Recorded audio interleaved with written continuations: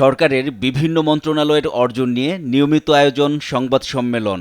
সচিবালয়ে এই সংবাদ সম্মেলনে কথা বলেন প্রধানমন্ত্রীর তথ্য ও সম্প্রচার উপদেষ্টা doctor Zahedur Rahman. 7,71,000 metric ton বেশি খাদ্য মজুদ আছে। শুরুতেই বিভিন্ন মন্ত্রণালয়ের কর্মকাণ্ড তুলে ধরেন তিনি।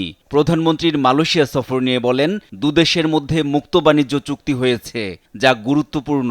শ্রমবাজার দ্রুত খুলবে বলে আশা প্রকাশ করেন তিনি।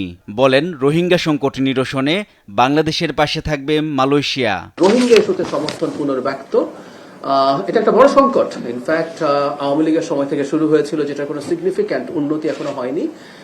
আমাদের রাষ্ট্রের স্বার্থে, রাষ্ট্রের নিরাপত্তার স্বার্থে এটা সমাধান করতে হবে এবং মালয়েশিয়ার মতো দেশকে এটার সাথে সম্পৃক্ত করতে পারা আমাদের জন্য বড় অর্জন হবে। হাসপাতালগুলোর সেবার মান বাড়াতে কাজ করছে স্বাস্থ্য মন্ত্রণালয় উল্লেখ করে তথ্য উপদেষ্টা বলেন, নতুন করে 10 জেলায় রেলপথ স্থাপনের সিদ্ধান্ত নিয়েছে সরকার। শেরপুর, মেহেরপুর, মাগুরা, সাতক্ষীরা, বরিশাল, বরগুনা, পটুয়াখালী, ঝালকাঠি, পিরোজপুর ও লক্ষ্মীপুর 10টা জেলায় নতুন করে রেলপথ সংযুক্ত করা হবে।